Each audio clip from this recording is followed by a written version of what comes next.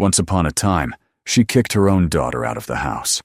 Years later, she demolished that house to build a new one for her. But when the excavator hit the foundation, everything changed. Look what they found underground. Subscribe and write in the comments which city you are from. The morning broke pale and quiet over the tired street, the kind of gray light that crept across the curtains without truly illuminating anything. Evelyn Marsh woke before dawn, as she did most days, though sleep had become a stranger long ago. She sat at the edge of her narrow bed and waited until the old clock in the kitchen struck 6. The sound echoed through the empty house, like the heartbeat of something too weak to go on. For a moment she didn't move. Then, with the slow rhythm of someone carrying years of fatigue in her bones, she reached for her worn robe and made her way downstairs. The house was older than most of the homes around it, built when her husband was still alive, and the street had been full of children and sunlight. Now the paint was peeling from the banisters, and the wallpaper in the hallway had long since lost its pattern. Every step she took on the wooden floorboards released a groan, as if the house itself objected to being woken again. The air smelled faintly of dust and mildew and something else, a mixture of loneliness and the slow decay of things once cherished. Evelyn filled the kettle with water, set it on the stove, and waited for it to boil. It took longer these days. The flame was weak, the burner uneven.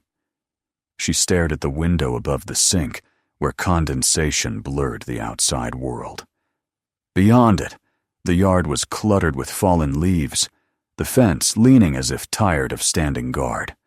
The trees in the back had grown wild, their roots pressing up through the cracked concrete. She once loved this garden. Now it frightened her a little, as if nature was reclaiming what she had abandoned. When the kettle began to hiss, she turned off the stove and poured herself a cup of tea, though she rarely drank it. Her hands trembled slightly, and the steam blurred her glasses. On the table lay a thin layer of dust, disturbed only by the circle left from the cup she had used the night before. There was a television in the corner that had been playing the same news channel for months. She didn't bother changing it. The voices gave her company, even when she couldn't follow what they were saying. She had once been a music teacher. The piano in the living room stood silent now, its keys yellowed, the lid warped from humidity. Sometimes, when the wind was strong, she thought she heard a faint echo of the melodies that used to fill this house, the laughter of her daughter, the clumsy chords of her husband's favorite song. But when she turned her head, there was only the sound of the wind and the ticking clock. Evelyn often wondered when her life had shifted from something meaningful to something merely endured. Perhaps it was the day her husband died, in that senseless car accident. Or perhaps it had happened more gradually, one pill at a time, one glass too many, one harsh word spoken in the middle of despair. She told herself she had survived, but the truth was that she had only lingered. Upstairs, in the second bedroom, she kept boxes filled with what remained of her past, photo albums, school awards, and the baby blanket her daughter Clara used to carry everywhere. She rarely opened those boxes anymore. They were both comfort and punishment, reminders of everything she had loved and lost. But that morning, something compelled her to climb the stairs. Her knees protested, and her breath came short, but she reached the top and pushed open the door. The scent of old fabric and cedar rose up to meet her. She sat on the floor and opened one of the boxes. Inside was a photograph, Clara at 12, standing beside the piano, her smile wide and innocent. Evelyn traced the edges of the picture with her thumb. The girl in the photo had been everything good in her life, and yet she had driven her away. The memory of that night returned with brutal clarity. Clara had found her mother half-conscious, a bottle spilled beside her. There had been shouting, tears, a slap that should never have happened, and then the front door slamming in the dark. Evelyn had screamed for her to come back, but her voice had been swallowed by the rain. That was 20 years ago. She had not heard from her daughter since. There were nights when she convinced herself that Clara must hate her, and perhaps she did. Still, Evelyn sometimes dialed her old number and hung up before anyone answered. Once, long ago, she had written a letter, 2 pages of trembling apology, but tore it up before mailing it. The pieces of paper were still in the drawer of her nightstand, as if she couldn't quite let go of even her own remorse. The days passed quietly, one identical to the next. Evelyn walked to the corner store once a week, paid her bills by mail, and spent the evenings watching shadows move across the walls. The house, though decaying, had become her companion. She spoke to it sometimes, as if it were capable of forgiveness. "We're both still standing," she would whisper, touching the cracked plaster near the doorframe. One afternoon in early spring, the doorbell rang. Startled, she shuffled to the door and opened it to find Nancy Collins, her neighbor from 2 houses down. Nancy was a lively woman in her 60s, the kind who always smelled faintly of cinnamon and gossip. She carried a grocery bag in one arm and a newspaper in the other. "I brought you some soup," Nancy said, stepping inside before Evelyn could protest. "And you wouldn't believe what they were talking about on the news." Evelyn forced a polite smile, though she wasn't in the mood for company. She guided Nancy into the kitchen and offered her tea. The kettle hissed again, the same weary sound as before. "They said there was terrible flooding over by the river," Nancy continued, spreading the newspaper across the table. "Whole neighborhoods destroyed. One of the families they mentioned. Well, I'm almost sure it's your Clara, the Marsh girl who married that architect, Holden, right? Their home's under water." Evelyn froze. The words hit her like a physical blow. What did you say?" "It's right here." Nancy pointed to the small print. "Clara Holden, mother of 2, displaced after severe storm damage. They're staying with friends until repairs can begin. Poor thing." The world tilted. Evelyn sank into the chair, her fingers gripping the edge of the table. Clara's name, after all these years, printed in ink. For a long moment she couldn't breathe.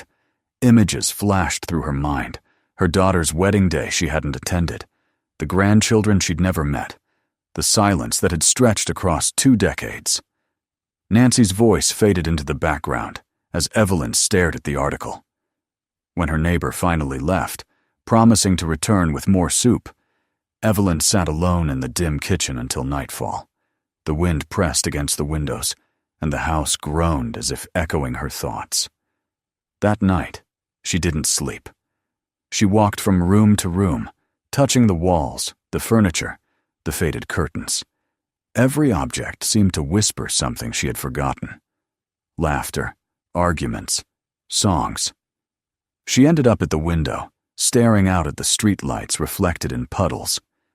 Somewhere beyond the darkness was her daughter, homeless, perhaps frightened, and she, Evelyn, had done nothing for her in 20 years. The next morning, she gathered all the money she could find. A small pension deposit, a few bonds her husband had once purchased, and the envelope hidden behind the cupboard, the one labeled funeral expenses. It wasn't much, but it was everything she had. She placed it on the table and stared at it for a long time. Voices filled her head. "She doesn't need you anymore. She wouldn't forgive you even if you tried." Yet another voice, quieter but stronger, replied, "Maybe forgiveness isn't the point." For the first time in years, Evelyn felt a flicker of purpose.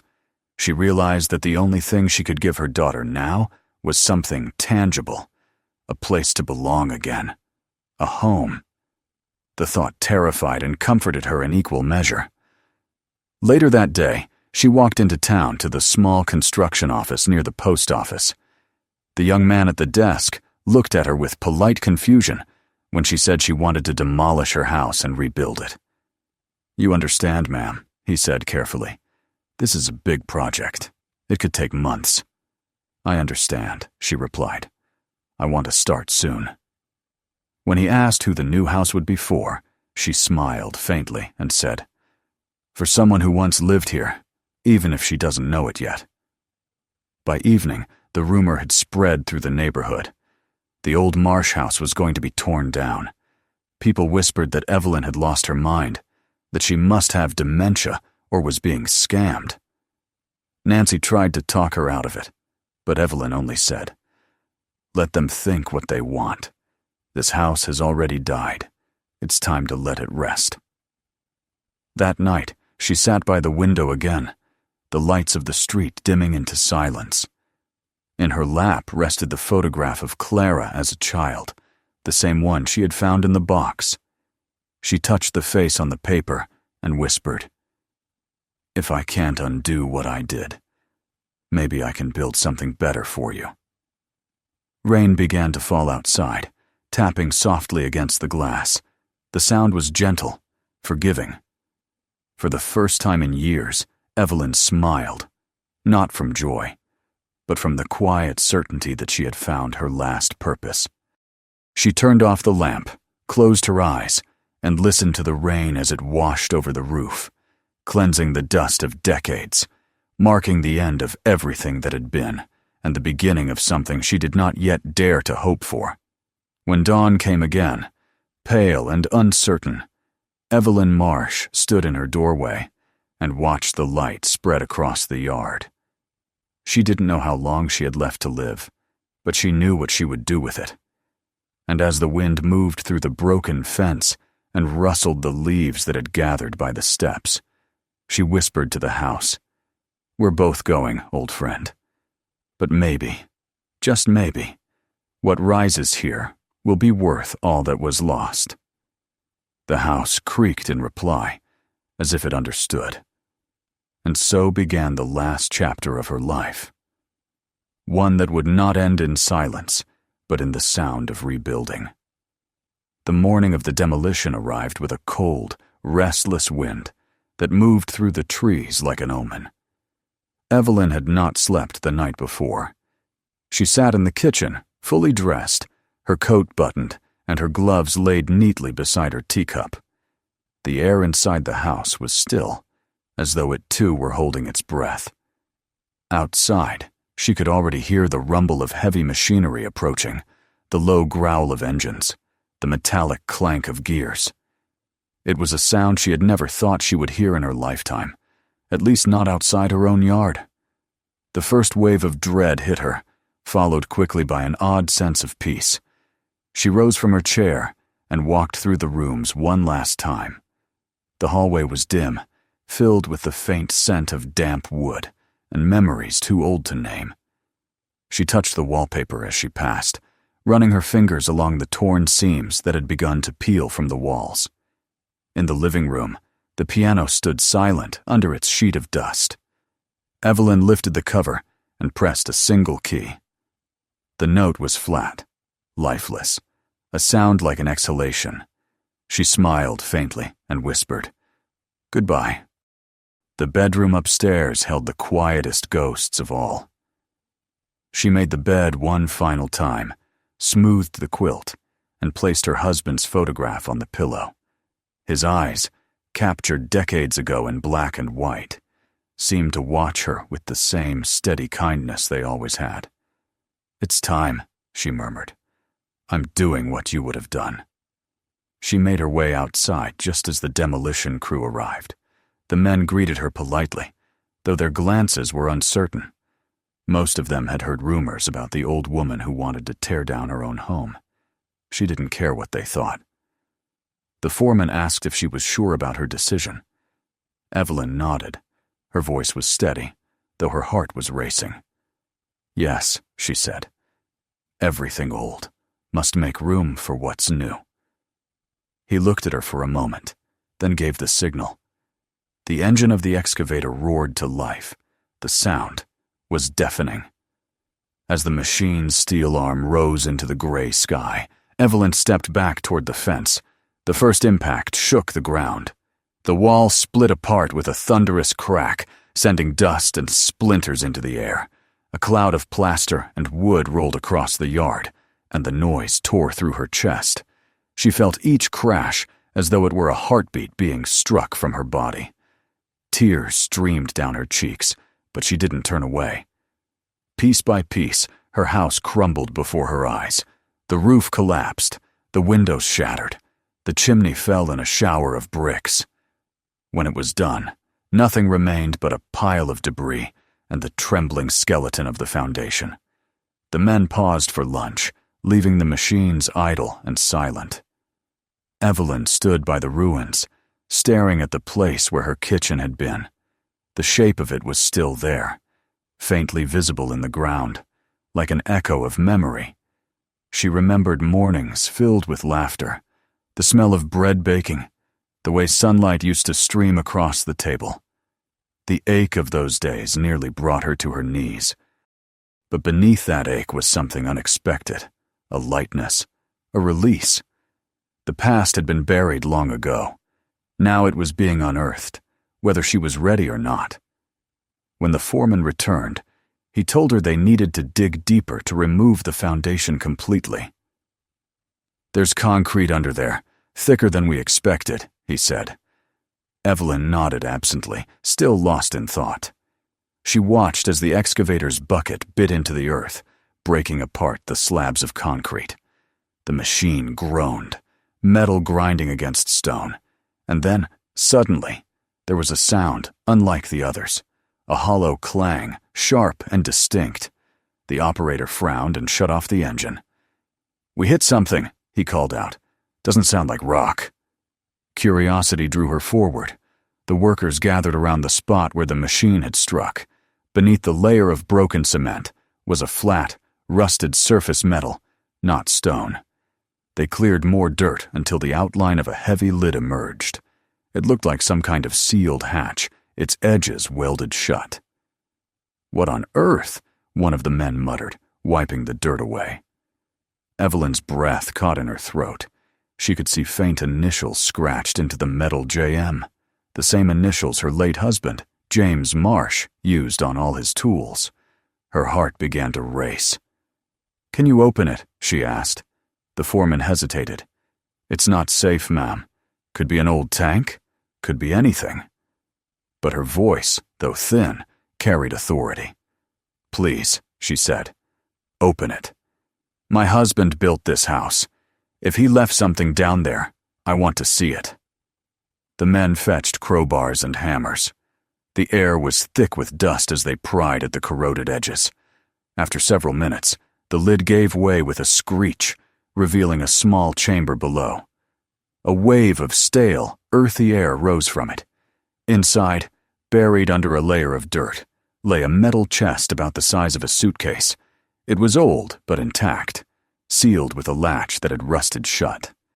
One of the workers lifted it carefully and placed it on the ground. "Looks like a time capsule," he said with a grin. Evelyn's hands trembled as she brushed away the dirt. The latch was stiff, but with a bit of effort, she managed to open it. Inside, wrapped in waxed paper and cloth, were bundles of old government bonds, yellowed but legible. There were also family photographs she hadn't seen in decades, her wedding picture, Clara's 5th birthday, her husband in uniform.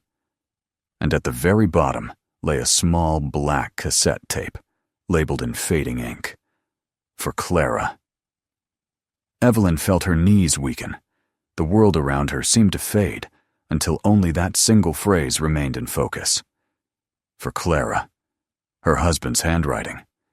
He had hidden this beneath their home, left it buried under years of silence and regret. She pressed the tape to her chest as though it were a living thing. "Thank you," she whispered, though she wasn't sure to whom she was speaking, perhaps to him, perhaps to God. The workers waited for instructions. She thanked them quietly and told them to continue clearing the rubble, but not to disturb the area around the hatch. Then she carried the box inside the small garden shed that still stood untouched. The dust clung to her coat, but she didn't care. Her hands shook as she unwrapped the items one by one. The photographs brought tears she hadn't shed in years. When she came to the tape again, she realized she no longer owned a cassette player. After a moment of hesitation, she went next door to Nancy's house. Nancy, upon seeing her neighbor covered in dirt and trembling with emotion, was alarmed at first. But when Evelyn showed her the cassette, the other woman said nothing, only nodded and fetched an old tape recorder from her attic. They sat at the kitchen table, side by side, while Evelyn pressed the play button. The tape crackled, and then a familiar voice filled the room. James Marsh spoke with that same gentle calm he had always possessed.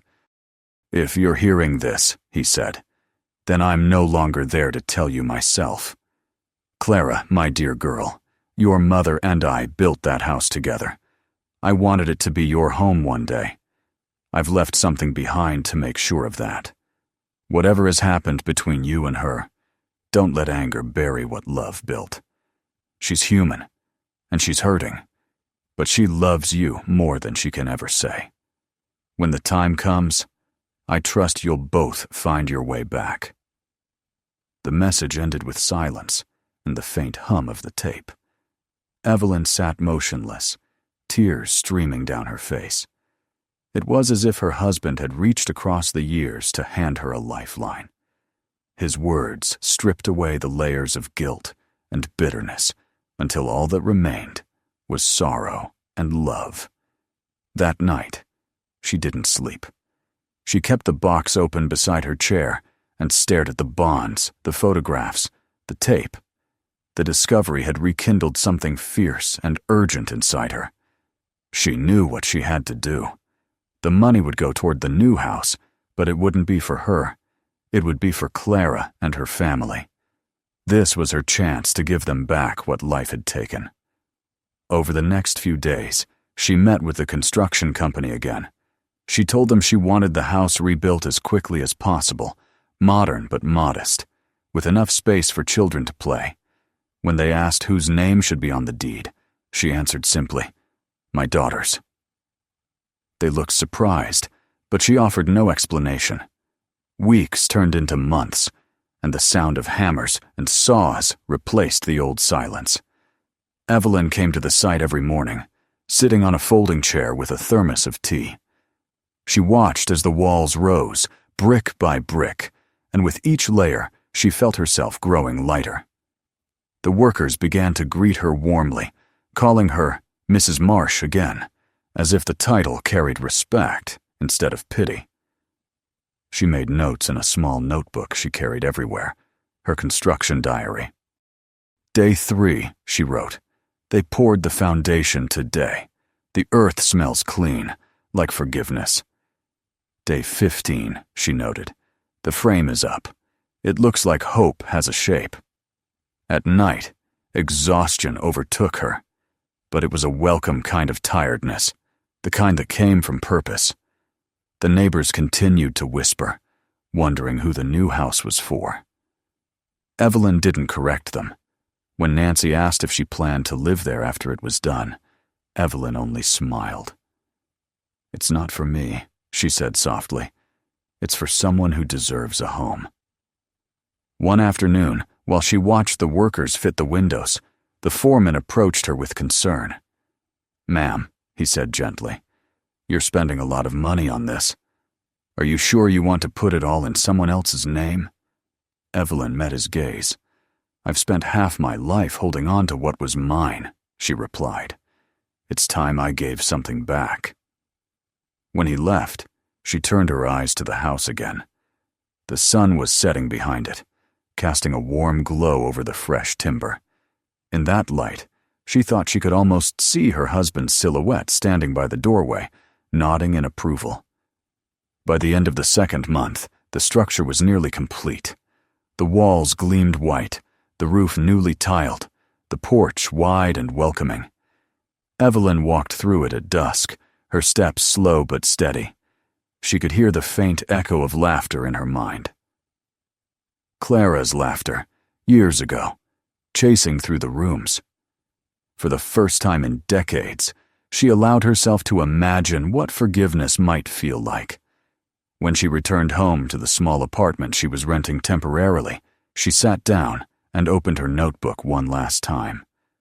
On the final page, she wrote, "It's almost done. The house is ready, and so am I." Outside, the night settled softly over the town. The wind carried the scent of freshly cut wood, and in that scent, Evelyn felt something she hadn't known for years. Peace.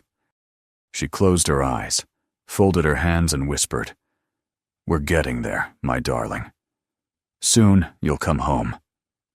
The house, once buried in ruin and memory, now stood reborn beneath the same sky. And beneath its new foundation, deep in the soil that had held so much grief, the old metal chest remained, a silent witness to everything that had been lost, and everything still waiting to be forgiven. When the house was finally finished, winter had already begun to loosen its grip. The air smelled faintly of thawing soil and sawdust, and the afternoon stretched longer with every passing day. Evelyn stood on the edge of the property, her cane sinking slightly into the damp ground. The workers were cleaning the last of their tools, laughing among themselves as they packed the truck. She could hardly recognize the place. Where once there had been ruin and decay, now stood a bright, sturdy home. 2 stories of pale siding, wide windows, and a porch that seemed to invite laughter. The trees she had planted with her husband decades ago framed it gently, their branches bare now, but ready for spring.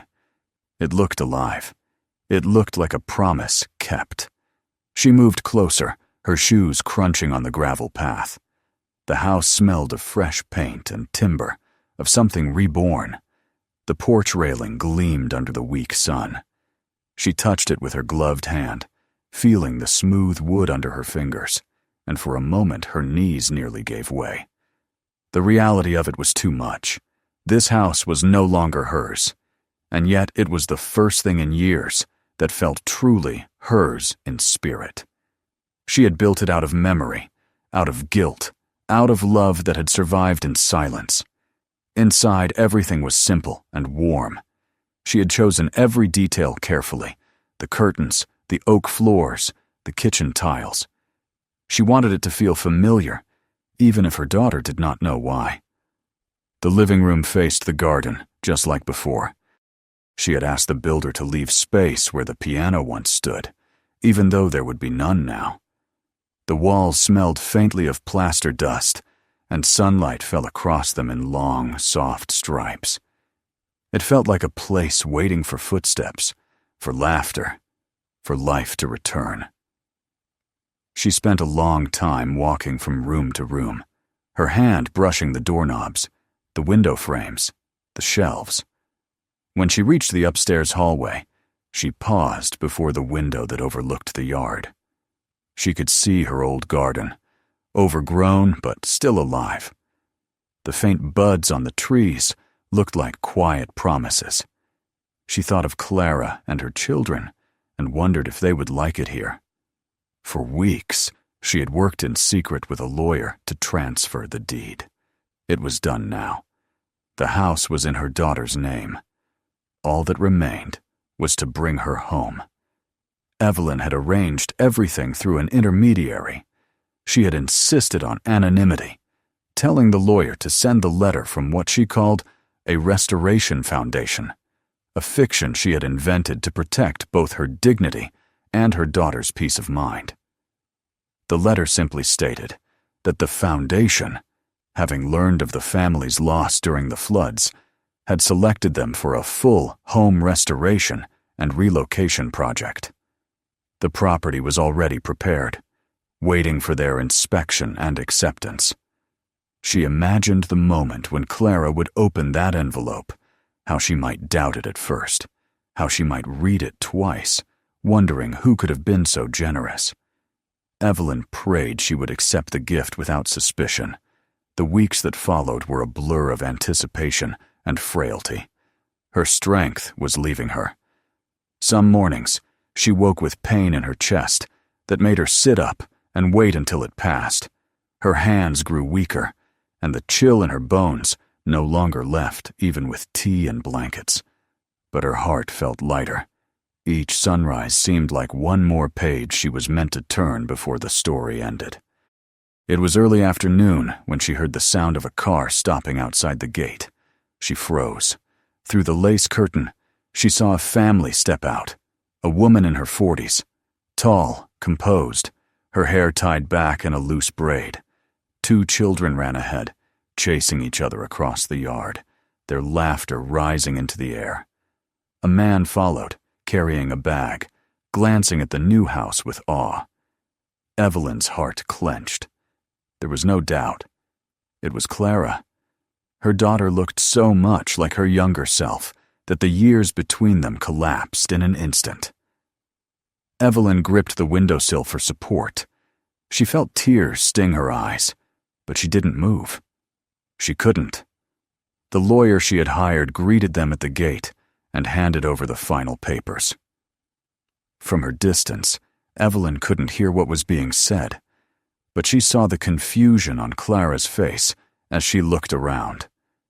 The man, her husband, smiled and placed a reassuring hand on her shoulder. The children darted up the porch steps, calling to their mother to come and see inside. Evelyn wanted to run to them, to hold them all, to say her name out loud after so many years, but she stayed still. This moment was for them. As Clara stepped onto the porch, she hesitated, her hand brushing the railing the same way her mother's had earlier. She turned her head slightly, as if sensing something. Evelyn ducked behind the curtain, her heart pounding. It was then that she realized she could not bear to leave without saying goodbye properly.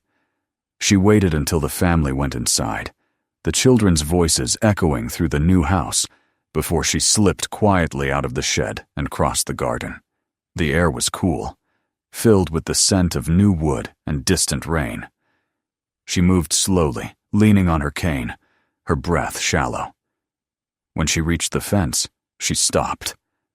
Through the open front door, she could see her daughter standing in the middle of the living room, her hand covering her mouth, tears glimmering in her eyes. She must have recognized the layout, the familiar arrangement of the rooms, the way the sunlight struck the same corner of the wall where the piano had once stood. The past was alive around her, and Evelyn saw it in her expression, a recognition that was part memory, part wonder. She took a step closer, then another. Her cane sank slightly into the wet soil, and she steadied herself.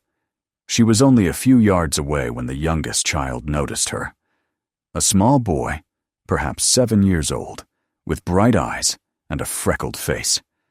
He pointed and said something that made Clara turn. For a moment, mother and daughter simply stared at each other. Time collapsed completely. Evelyn tried to smile, but found she could only cry. Clara came out slowly, her steps cautious, her face pale. The wind lifted her hair, and the air between them seemed to hum with all the words they had never said. When she was close enough, Clara whispered, "Mother." The word trembled, uncertain, as though she feared it might vanish. Evelyn nodded, unable to speak. Clara's eyes filled with tears. "You did this," she said, looking back at the house. "You built this for us." Evelyn tried to answer, but her voice broke.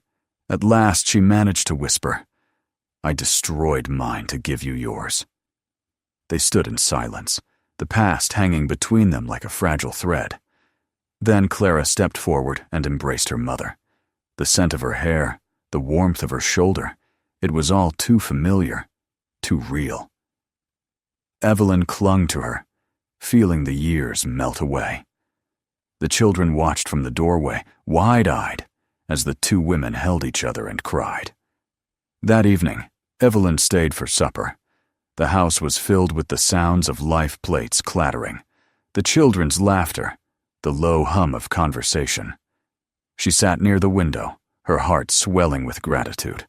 Clara kept glancing at her, as though afraid she might disappear. "You shouldn't have done this," Clara said quietly. "You need that money for yourself." Evelyn smiled. "I've already had more than enough. This house isn't about money. It's about forgiveness. Later, when the children went to bed, they sat on the porch together, wrapped in blankets. The air was cool and smelled of wet earth. For the first time in years, they spoke of everything, the night they had parted, the pain that followed, the years that passed without a word. There were no accusations, only the quiet honesty that comes when time has worn down anger into understanding. Clara wept when Evelyn told her about finding the box beneath the old house, about her father's message, about how his words had guided her here. "I thought I lost you forever," Clara whispered. Evelyn shook her head slowly. "You can't lose what still loves you." When the night deepened, Clara helped her to the guest room, the same place where her daughter's childhood bedroom had once been. Evelyn lay down on the bed, exhausted but peaceful. Through the window, she could see the faint glow of the porch light, the shadows of the trees swaying gently. From the living room came the soft sound of a melody. Clara was playing a piano tune on the old instrument they had managed to salvage from the flood, its notes faint but beautiful. It was the same lullaby Evelyn used to play when her daughter was a child. Tears slipped down her cheeks, but this time they didn't hurt. Days passed into weeks, and Evelyn remained with the family. She helped where she could, though her hands were weak. She read stories to the children, watered the flowers, and sometimes sat in the garden for hours, simply watching the wind move through the grass. She felt at home again, not because of the walls around her, but because of the people who filled them. The ache that had lived in her chest for 20 years had quieted, but her body was fading. She could feel it every morning when she woke, every evening when she walked up the stairs. One night she woke from a dream in which her husband stood in the doorway, smiling, his hand outstretched. She sat up and whispered, "Soon." Then she went to the porch, wrapped in a shawl, and watched the stars until dawn. When Clara found her there the next morning, Evelyn was sitting peacefully, her head resting against the chair, a faint smile on her lips. The wind moved through the trees, carrying with it the scent of spring. Her hands were folded neatly in her lap. The days that followed were quiet. The funeral was small, just family and a few neighbors. Clara placed her mother's wedding ring in the coffin and whispered something that only the wind heard. Later, she returned to the house and stood in the garden. The grass was green now, dotted with small yellow flowers. Her children ran nearby, their laughter bright and unbroken. Clara looked at the porch where her mother had spent her last evening and felt neither grief nor bitterness, only gratitude. She understood now that love, even when broken, could rebuild what time had tried to destroy. That spring, she had a small stone placed by the garden gate. The inscription was simple: "She destroyed her house to build ours." Each morning, as sunlight poured through the windows and her children's voices filled the air, Clara felt her mother's presence in every corner of the home, the quiet hum of forgiveness that would never fade. And when the wind rustled through the trees, she sometimes thought she heard a whisper, soft and steady as breath. "I'm home." If this story moved you, don't forget to subscribe for more real-life stories that stay with you. Share this video with someone who still believes in forgiveness, and check out the next story waiting for you on the channel.